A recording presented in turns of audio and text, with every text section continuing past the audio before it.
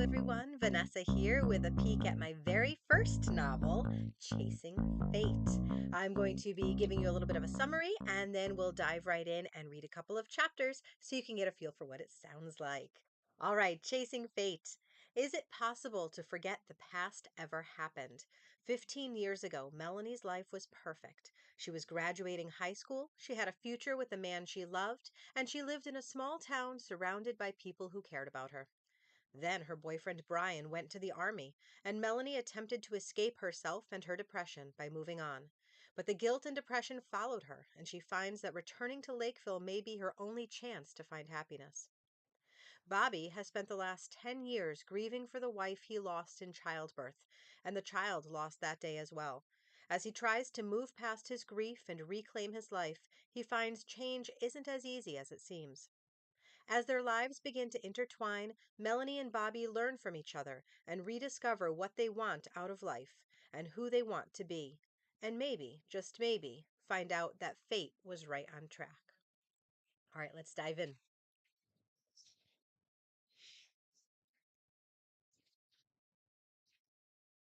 Chapter 1. Melanie rubbed the worn metal between her fingers as she watched the dreary landscape fly by. Remember forever, he had said when he slipped the ring into her hand and kissed her goodbye, as if she could forget. I'll be back before you know it, he had assured her. 2 years away and we'll be set. I'll get a great job and we'll buy a house. Everything will be perfect, Mel, I promise. Then he slipped a thin silver band into her hand. I promise, Mel. Remember forever. It had been their word attached to everything that had meaning. I love you forever. We'll be together forever. We'll be happy forever. Then he had gone away to war, and she was trapped in a depression that seemed to last forever. After 6 months, her parents had convinced her to go away to school, to try to bring her back into the realm of the living, and she had eventually moved past forever into the present, filled with classes and parties and falling in love. She was engaged by the time Bryan had come home from the army. It had been 15 years, 2 husbands, and a lifetime since she had last seen Bryan. Now she was racing back toward him, and she couldn't help but wonder if he remembered their promise. It had hovered in the back of her mind since Bryan had last held her. She had been young and naive then, and he had been her knight in shining armor. After heartache and failure, she wondered if he might be again. Tires squealed to a stop, and Melanie was startled to find that she had fallen asleep. The world outside her window had grown dark, but the lit up sign near the station indicated she had arrived at her destination. Stretching, she grabbed her purse and duffel bag and dragged herself out of the bus and onto the pavement. Her mother was supposed to meet her and take her home. Home. It was strange to think of the Cape Cod style house that she had grown up in as home. Her latest home was a studio apartment in the Bronx, which she had shared with her second husband until he had decided to leave her 8 months ago. But now she would spend the foreseeable future in her childhood bedroom, eating her mother's comfort food and catching up with the only man who had ever really loved her. Barbara's Honda Accord was waiting by the entrance to the bus station. Melanie climbed in and they drove off in silence. After a few minutes, Barbara broke the silence. So, how have you been? Barbara's eyes never left the road. Melanie shrugged. Okay, I guess, as well as can be expected. Barbara glanced at Melanie, then turned back to the road. How long are you staying? I have no idea. Well, you're welcome to stay as long as you want. You always have been. Don't start, Mom. I'm just saying we wish we saw you more often. You are welcome to visit me more often, too. I know. But you know your father and I were never comfortable in the city. And I wasn't comfortable here. Barbara shrugged. This has always been your home. I know. Melanie sighed. I'm sorry. Barbara sneaked another glance at Melanie. We've missed having you around, Melanie. I know. I didn't mean to not come back. It just happened. He moved on too. It took a little longer, but he did. You could have come back. I didn't want to come back a failure. I wanted to show how great I was doing. And now look at me, worse than ever. Melanie rested her chin on one hand as she gazed at the shadows of trees blurring by. Tears clung to her eyelashes. Barbara patted Melanie's knee. You're not a failure, Mellie. You just had a rough time of things. You'll see. Life will turn around now. The rest of the trip passed by in silence, and the shadows turned to complete darkness as Melanie's eyes drifted shut. Winnie the Pooh was the first thing Melanie saw as she opened her eyes the following morning. He sat on a rocking chair in the corner of the room, looking at her with a sympathetic smile. She had refused to let him go as a child, even when she was sick with chicken pox and the flu. So into the washer he went to clear away the germs, and his little red shirt was faded as evidence. Melanie's mouth turned up at the corners as the memories came rushing back. Much as she had dreaded coming home, there was something very comforting about being wrapped up in the hand knit blanket on her bed and gazing at the stuffed animals that had been smothered in love years ago. Melanie closed her eyes and took a deep breath.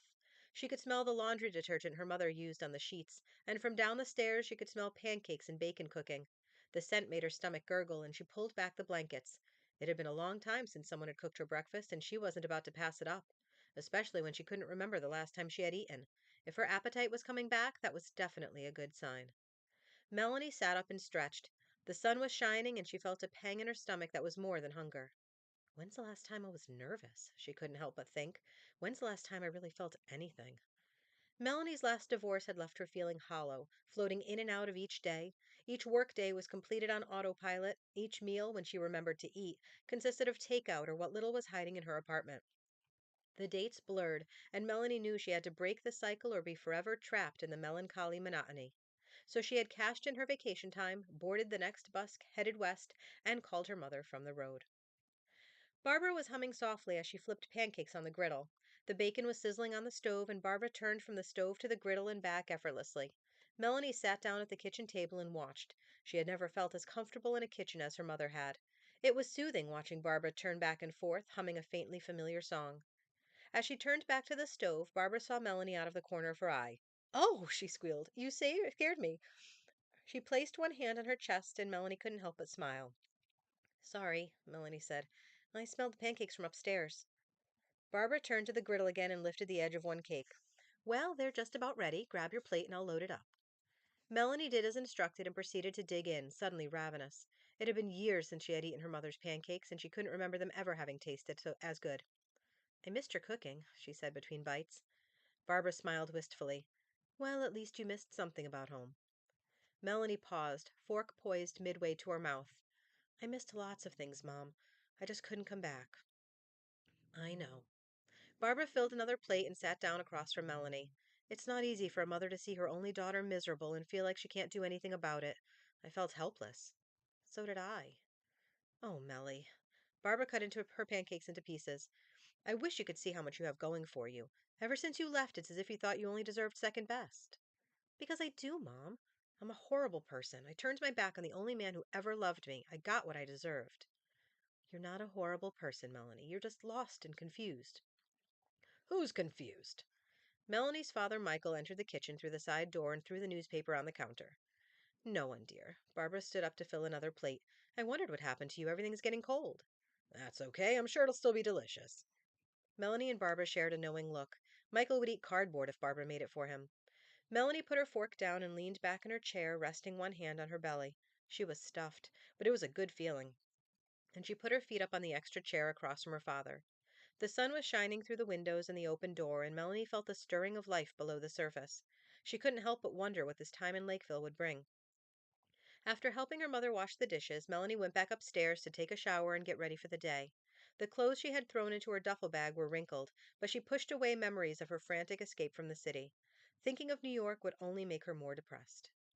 Melanie wondered how she would fill the next 3 weeks.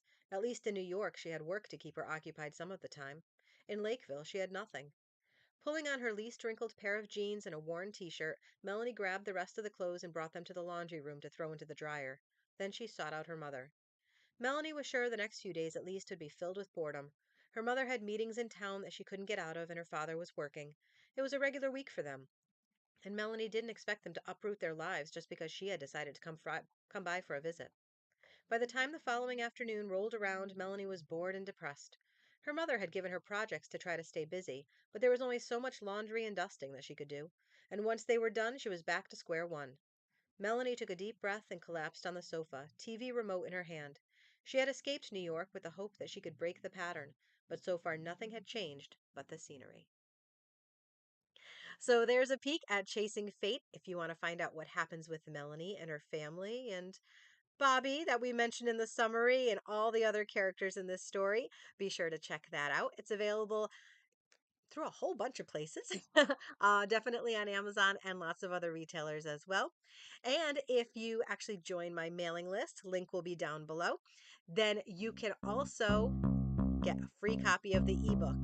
just for signing up for my mailing list. So check it out. I hope you enjoy it, and we'll see you next time. Bye.